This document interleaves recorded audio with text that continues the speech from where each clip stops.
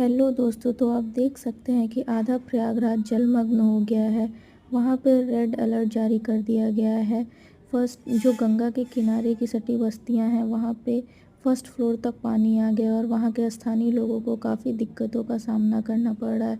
जो बच्चे वहाँ पे कॉम्पिटिटिव एग्ज़ाम के लिए गए हैं, आप देख सकते हैं उन्हें कितनी कठिनाइयों का सामना करना पड़ा। उन्हें अपना सामान लेके एक सुरक्षित जगह पे जाना पड़ रहा है और भारी बारिश की आशंका भी जताई जा रही है। आप तो देख ही सकते हो कि कैसे पानी का स्तर